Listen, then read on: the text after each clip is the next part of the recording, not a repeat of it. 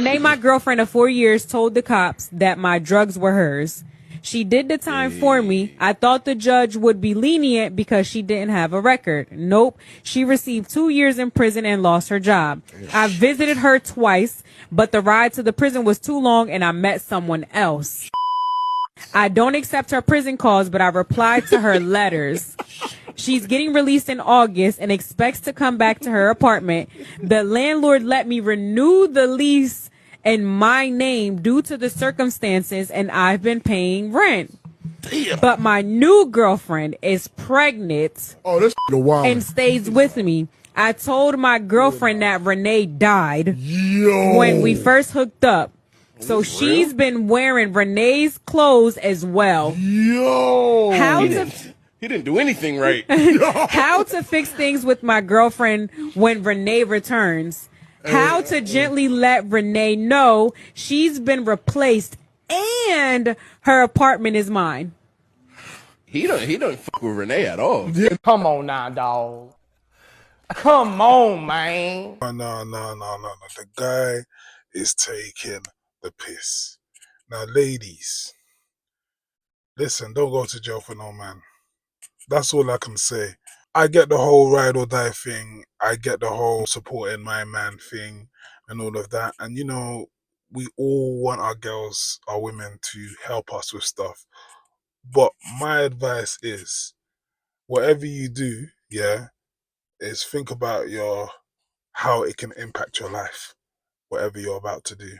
Always consider consequences. If the risk is worth it, if you're living in the underworld and you're enjoying it and you want to be part of it, then cool, this ain't for you.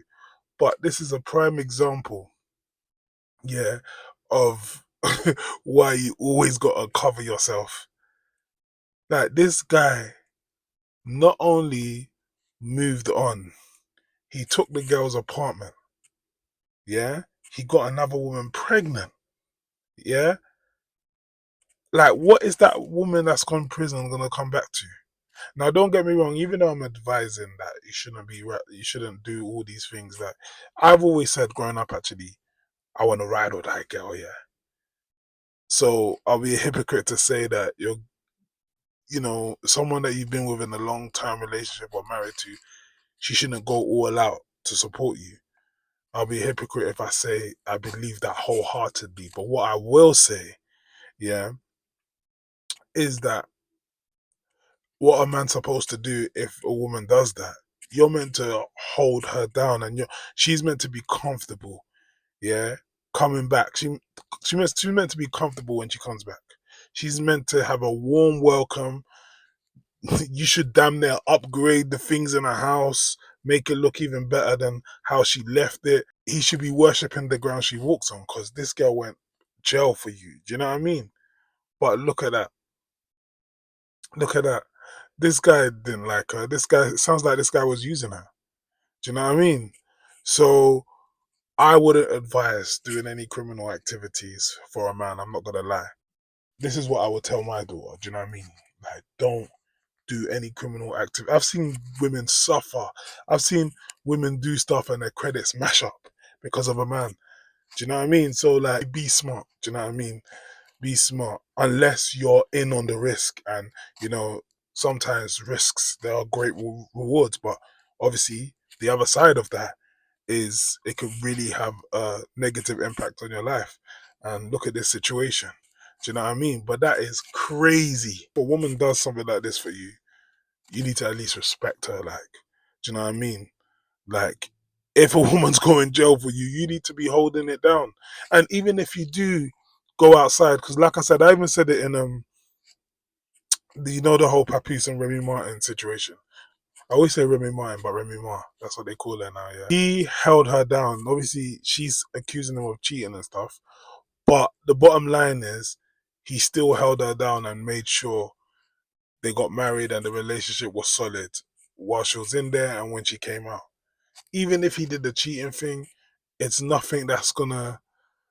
Well, I don't know, because all I'm saying is that I didn't believe that he could, like, hold out, but no one knows for sure whether he did, because he still was maintaining his relationship, and he still, he was using the whole black love thing, and she came out and they were married and they had a kid. So what my point is no matter what you do outside, even if you can't stay faithful, you're not meant to wife an ex-woman if a woman's riding for you. Like, what? It's a big disrespect. That means he don't love her. And she went to prison for a man that don't love her. So that's why I would say, yeah, one, you shouldn't really do it. But at least if you're gonna do it for a man that will bend over backwards for you, or that has proven his love for you. Do you know what I mean? Obviously, if you have to do what you gotta do, what you gotta do. But come on, like that's why, and because women are not so great at gauging whether a man's genuine or not, or maybe they just fall under the power of a man. I decide why I'm knackered all the time, and I've realised the reason is I'm doing about 9 jobs I wasn't aware of. I work for 9 different companies that I wasn't aware I was working for. I work for the post office, picking up all the things they can't be bothered to deliver, because apparently I'm out. And I work for the gas board and the electricity board, reading their meters. I work for the local supermarket, scanning the shopping, doing their job, right? Although they don't trust me to scan the booze for some reason. I work for IKEA, making furniture. I work for the budget airlines, checking myself in and printing my tickets off. I work in IT for Virgin Media, fixing my broadband.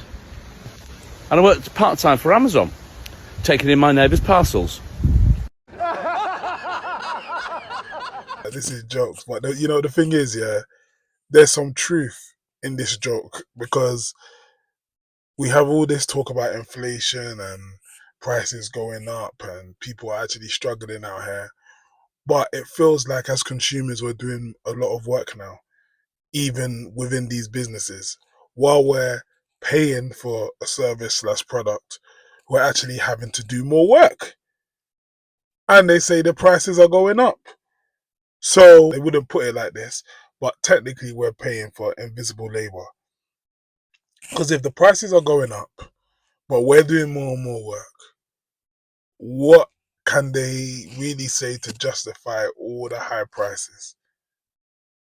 I think something fishy is going on. I feel like we're getting bumped. What do you think? Like, let's go through what the list of companies he said. This might relate more to you, my UK people, but I guess there's always an international equivalent. We've all got our services that we use, yeah? So the post office. Post office. Okay, this one, not too mad about. Sometimes you're not in, and then they send your package to a depot, and then you now have to travel and go and get that packaging. So I get it. If you're not in, you're not in. But a lot of people are not in. They go work. So a lot of the times you're left to go and find your package at a depot. And sometimes these depots are far, man. Electricity and gas. Notice how they're always telling you to check your meter. Some companies offer a service where they will check your meter. They will come out and check it every now and then. Sometimes they come unannounced. But the main thing is that one of the popular things that happen when you challenge a bill is, oh, could you give me a meter reading? And that one is a bit of a minor, but I had a recent experience where I looked at my bill and my bill was way too high. Like, it was more than the average in terms of the size of my place. It was way more than the average, and I couldn't understand why. So I said, listen, something must be wrong with my system, or my electricity. They told me that in order for me to get it checked, I'm gonna have to pay a fee. Do you get what I'm saying? So if you're offering me a service, you got your rates, and it's not adding up, the math is not mathing. Why can't you just send someone? This was well over £100 just for a call out, like nearly £200 just to check my meter.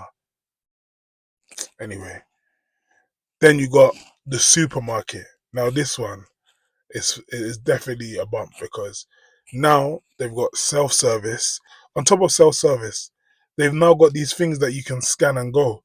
You can scan your shopping and then pull it straight in the bag while you're walking around the aisles. Now, some would say it's convenient, and a lot of people, I guess, They try different things with self-service and all of that. But the main thing is, you lot are getting rid of a lot of staff that usually sit behind the counter and scan. But all the products in your establishment are more expensive when you've actually saved money on salaries.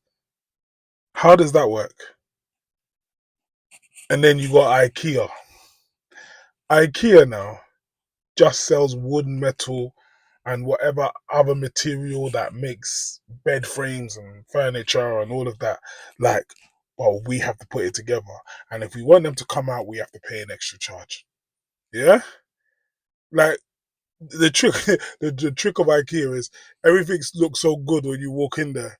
But then when you order it, all you see is wood or metal. Now you gotta figure it out. Then you got the budget airlines, yeah, the Ryanairs, the EasyJets.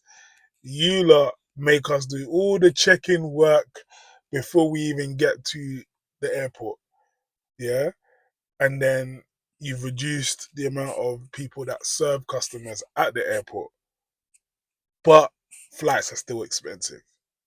I mean, you can get a budget flight here and there, but the flights are still pricey, do you know what I mean?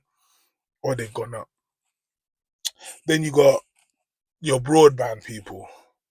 They will start telling you to start getting technical and doing your own thing to fix the broadband. And in some ways, yeah, you can fix it and it's better than having to wait for someone to come out. But still, what have you lot got engineers for? Send someone out now or hire more people. But no, y'all want to save money. Then you got Amazon. Amazon now have the cheek to write on their website, leave with a neighbor. It's an official option. Like, some of us haven't even confirmed with our neighbors that they're happy to take our packages. Do you get what I'm saying? And then sometimes they just do it anyway. Like, you don't even have to confirm. Some drivers will actually just holler at your neighbor and give it to them. How do you know we get on with our neighbor? How do you know they're not thieves? I've spoke about it recently. I had a package stolen once. So they just assume that everyone's got nice neighbors and we're all cool. But that's just for them to drop off the parcel and, move on to the next one. They don't want to wait around or waste time trying to figure out what to do. They'll just think of the first thing. They'll either leave it outside your door or leave it with a neighbor. Can I really blame Amazon for that? Technically, yes. Technically, no. Technically, yes, because the way they have these people working, delivery drivers, naturally they're going to be on the move. The more parcels they can fit in a short space of time, the quicker their job ends and the quicker they can make money. And that is Amazon's model. So they are kind of to blame when you think about it. But then no, because everyone should do something with integrity. So you should make sure everyone gets a good service from you and you deliver, you try and get everyone's parcels to them. Do you know what I mean? But yeah. If I have to eat maggots, it'll be done. And I have a fry pan that, what I'll do is I'll cook a steak in here, and instead of cleaning it when I'm done, I just throw it in the freezer. What this does is then you simply heat it up again. You don't have to wash it, and I used to leave it on the stovetop without putting it in the freezer, and it was infested with maggots, which I ate them, so. What? Bro, what are you talking about, man? Yo, this is why I say we need to be careful where we eat. Like, I think anyone's house you go to that ain't your family, yeah, and that you don't know like that, you don't know how their hygiene and how they get down, yeah, you need to pop in that kitchen and see how that kitchen looks and how they prepare food before you commit to eating, because this is disgusting. This is disgusting. Yeah? Disgusting. Hey, like, my man said that he doesn't wash his pan. And you know what? I'm not gonna lie. I would say that this is just content. It's for social media. But someone has told me that they have a granddad that doesn't wash their pan. They believe they're always keeping the flavor in the pan by not washing it. So all the flavors that come from the food that goes in it, they're keeping that. To me, it's so unhygienic, it's dirty, there's bacteria everywhere. This guy even admitted that it attracts maggots, but he likes maggots, so he don't mind. Like, what is going on? Like, why is this man even still standing and walking? Is he not sick? Like, that's disgusting. It's even making me feel sick right now. The pan was black. How can all the flavor and all the juices still be there when the pan is black? That is burnt ash. There's no flavor there. Burnt ash. Man is mixing burnt ash with whatever new thing he cooks. Burnt ash with mad bacteria, maggots. Yuck. Hey. Oh God. And on top of that, he puts it back in the freezer or the fridge that was. Now he's affecting all the other stuff in the fridge. Everything in that fridge will be rotten and spoiled because of that one pan, the amount of bacteria that will come from it. And I know people say, oh, when it comes to when you freeze something, the germs go, or germs can't get there when it's frozen or whatever. I don't care. Yeah, the bottom line is how many days old is the food or the particles or the ash on that pan, and how much bacteria do they have? And every time he brings it out, he's gonna be renewing the bacteria. Like, what the hell? Yeah, man, be careful where you eat, people, man.